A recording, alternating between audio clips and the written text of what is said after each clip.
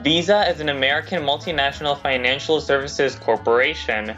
The company was founded on September 18, 1958 as BankAmericard in Fresno, California, United States by Dee Hock. As of 2019, the company has made a revenue of $22.97 billion US, and to this very day, the company is still alive and healthy. So, how did it become so popular? Let's find out. On September 18, 1958, Bank of America, also known as B of A, officially launched its BankAmericard credit card program in Fresno, California. In the weeks leading up to the launch of BankAmericard, B of A had saturated Fresno mailboxes with initial mass mail or drop, as they came to be called, of 65,000 unsolicited credit cards. BankAmericard was the brainchild of B of A's in-house product development think tank, the Customer Services Research Group, and its leader, Joseph P. Williams. Williams convinced senior B of A executives in 1956 to let him pursue what became the world's first successful mass mailing of unsolicited credit cards, actual working cards, not mere applications, to a large population. Williams' pioneering accomplishment was that he brought about the successful implementation of the all-purpose credit card, in the sense that his project was not cancelled outright, not in coming up with the idea. By the mid-1950s, the typical middle-class American already maintained revolving credit accounts with several different merchants, which was clearly inefficient and inconvenient due to the need to carry so many cards and pay so many separate bills each month. The need for a unified financial instrument was already evident to the American financial services industry, but no one could figure out how to do it.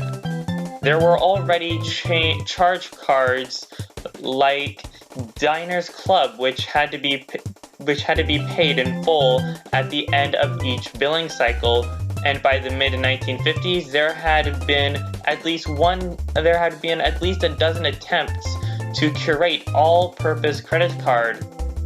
However, these prior attempts had been carried out by small banks which lacked the resources to make them work.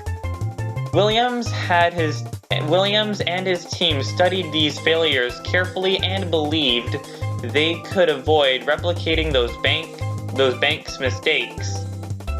They also studied existing revolving credit operations at Sears and Mobile Oil to learn why they were successful.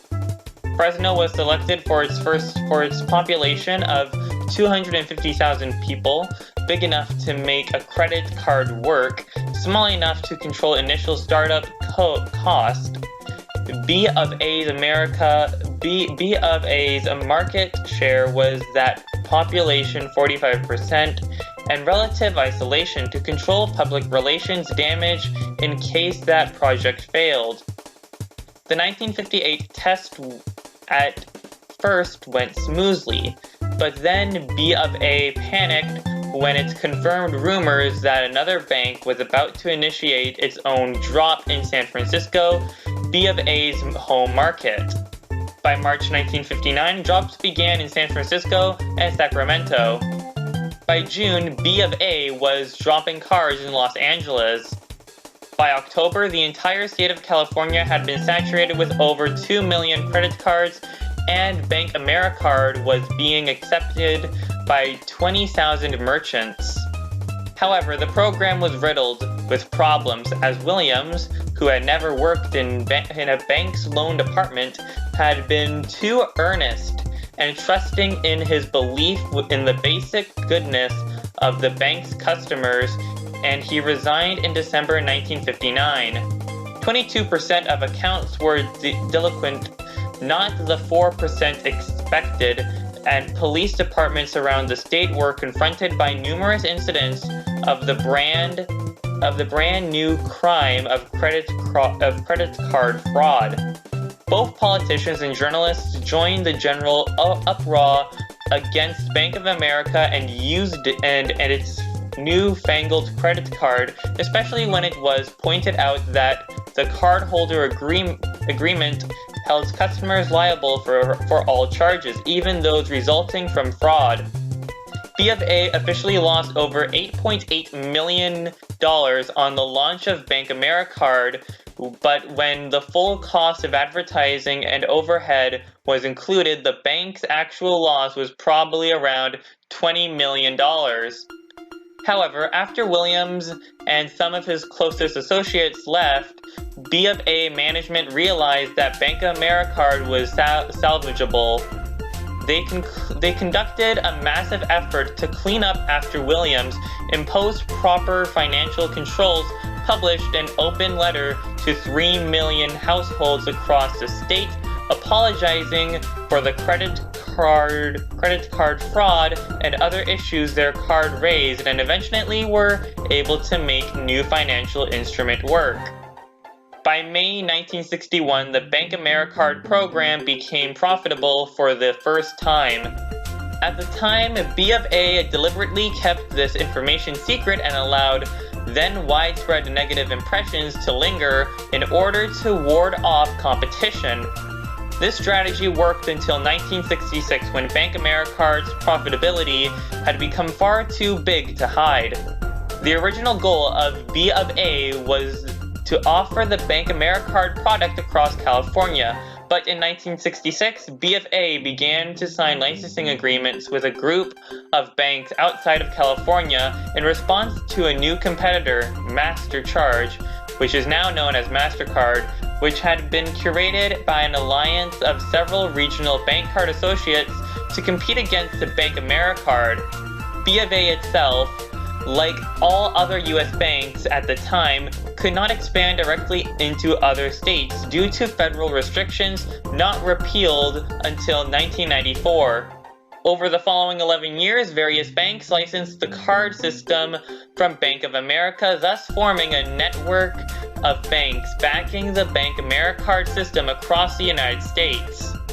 The drops of unsolicited credit cards continued unabated thanks to B of A and its licensees and competitors until they were outlawed in 1970, but not before over 100 million credit cards had been distributed into the American population. During the late 1960s, B of A also licensed the BankAmericard program to banks in several other countries, which began issuing cards with localized brand names. For example, in Canada, an alliance of banks, including Toronto Dominion Bank, Canadian Imperial Bank of Commerce, Royal Bank of Canada, Banque Canadienne Nationale, and Bank of Nova Scotia, issued credit cards under the Chargex name from 1968 to 1977.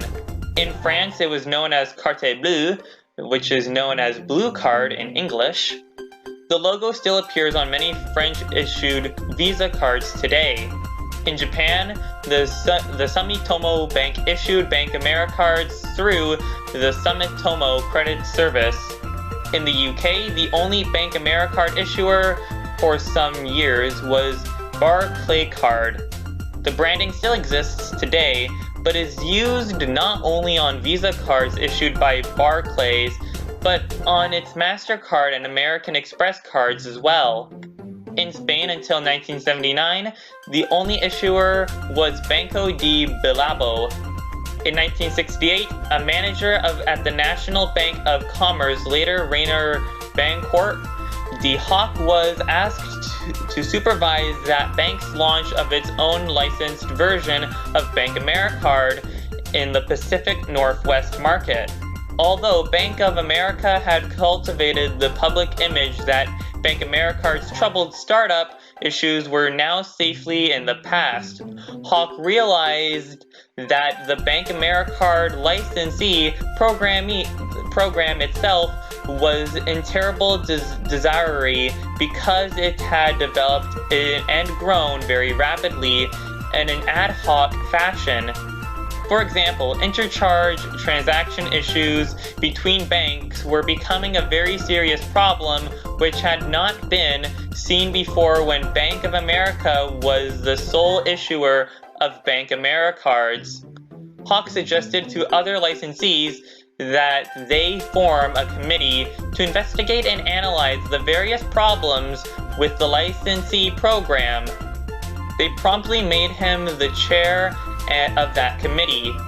After lengthy negotiations, the committee led by Hock was able to persuade Bank of America that a bright future lay ahead for BankAmericard outside Bank of America. In June 1970, Bank of America gave up control of the BankAmericard program. The various BankAmericard issuer banks took control of the program, creating National BankAmericard Incorporation, NBI, an independent Delaware corporation which would be in charge of managing, promoting, and developing the BankAmericard system within the United States. In other words, BankAmericard was transformed from a franchising system into a jointly controlled consortium or alliance, like its competitor MasterCharge. Hock became NBI's first president and CEO. However, Bank of America retained the right to directly license BankAmericard to banks outside the United States and continued to issue and support such licenses. By 1972, licenses had been granted in 15 countries. The international licensees soon encountered a variety of problems with their licensing programs, and they hired Hock as a consultant to help them restructure their relationship with B of A as he had done for the domestic licensees. As a result, in 1974, the International Bank Card Company, IBA-NCO, a multinational member corporation, was founded in order to manage the International BankAmericard program. In 1976, the directors of IBA-NCO determined that bringing the various international networks together into a single network with a single name internationally would be the best interests of the corporation. However, in many countries, there was still great reluctance to issue a card associated with Bank of America, even though the association was entirely nominal in nature. For this reason, in 1976, BankAmericard, Barclaycard, Carte Bleu, Chargex, Sumitomo Card, and all other licensees united under the new name Visa, which retained the distinctive blue, white, and gold flag. NBI became Visa USA and IBA NCO became Visa International. The term Visa was conceived by the company's founder, Dee Hock. He believed that the word was instantly recognizable in many languages in many countries, and that it also denoted universal acceptance. In October 2007, Bank of America announced its resurrecting the BankAmericard brand name as the BankAmericard Rewards Visa. Corporate structure. Prior to October 3, 2007, Visa comprised 4 non-stock separately incorporated companies that employed 6,000 people worldwide. The worldwide parent entity, Visa International Service Association Visa, Visa USA Incorporated, Visa Canada Association, and Visa Europe Limited. The latter 3 separately incorporated regions had the status of group members of Visa International Service Association. The unincorporated regions, Visa Latin America, LAC, Visa Asia Pacific, and Visa Central and Eastern Europe, Middle East, and Africa, CEMEA, were divisions within Visa. Billing and finance charge methods. Initially signed copies of sales drafts were included in each other customers' monthly billing statement for verification purposes, and industry practice known as country club billing. By the late 1970s, however, billing statements no longer contained these enclosures, but rather a summary statement showing posting date, purchase date, reference number, merchant name, and the dollar amount of each purchase. At the same time, many issuers, particularly Bank of America, were in the process of changing their methods of finance charge calculation. Initially, a previous balance method was used, calculation of finance charge on the unpaid balance shown on the prior month's statement. Later, it was decided to use average daily balance, which resulted in increased revenue for the issuers by calculating the number of days each purchase was included on the prior month's statement. Several years later, new average daily balance in which transactions from previous and current billing cycles were used in the calculation was introduced. By the early 1980s, many issuers introduced the concept of the annual fee as yet another revenue enhancer. IPO and restructuring. On October 11, 2006, Visa announced that some of its businesses would be merged and become a publicly traded company, Visa Incorporated. Under the IPO restructuring, Visa Canada, Visa International, and Visa USA were merged into the new public company.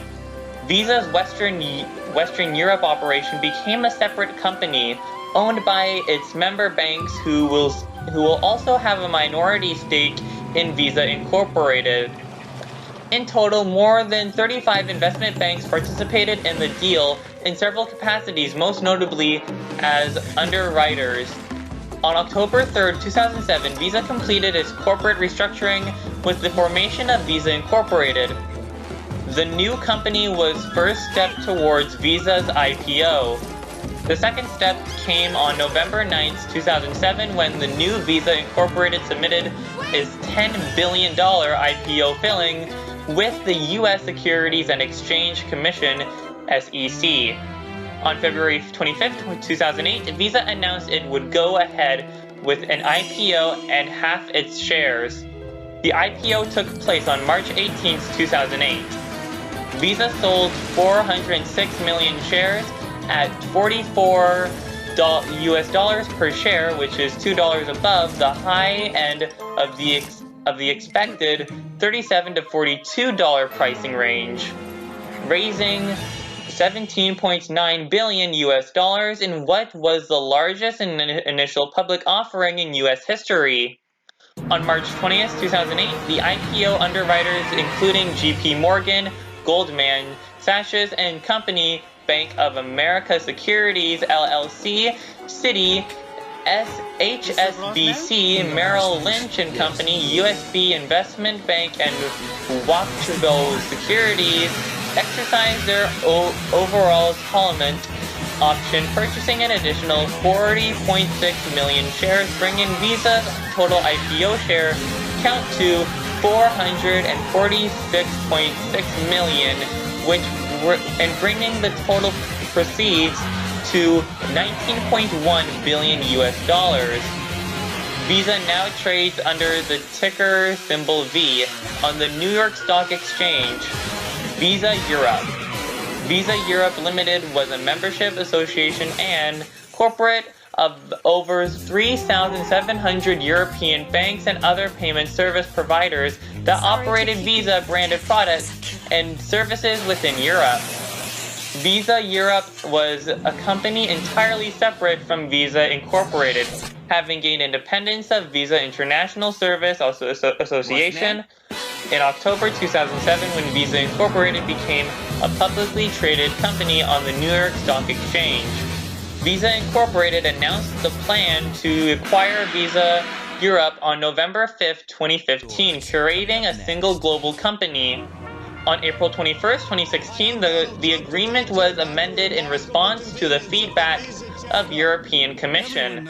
The acquisition of Visa Europe was completed on June 21, 2016.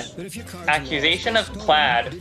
On January 13th, 2020, Plaid announced it had signed a definitive agreement to be acquired by Visa for $5.3 billion. The deal was double the company's most recent Series C round valuation of $2.65 billion and was expected to close the next 3 to 6 months subject to regulatory review and closing conditions. According to the deal, Visa would pay $4.9 billion in cash and approximately $400 million of retention equity and deferred equity, according to a presentation deck prepared by Visa. On November 5, 2020, the United States Department of Justice filed a lawsuit seeking to block the accusation, arguing that Visa is a monopolist trying to eliminate a competitive threat by purchasing Plaid. Visa said it disagrees with the lawsuit and intends to defend the transaction vigorously. Other initiatives. In December 2020, Visa announced the launch of a new accelerator program across Asia Pacific to further develop the region's financial technology ecosystem. The accelerator program aims to find and partner with startup companies providing financial and payments technologies that could potentially leverage on Visa's network of bank and merchant partners in the region. And there's the history of Visa. How did it become so popular?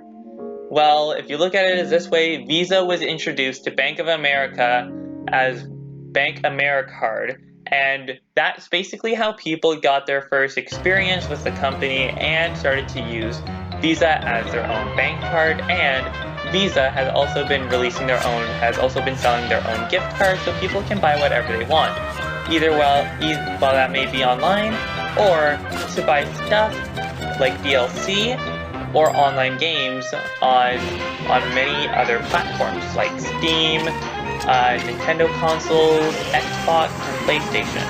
Anyways, that is going to be it for today's video. If you guys happen to enjoy this video, please make sure to hit that like button, and also don't forget to subscribe because I do videos every single day. And also, if you guys would like, and also don't forget to ring that notification bell so you never miss a single video that I upload.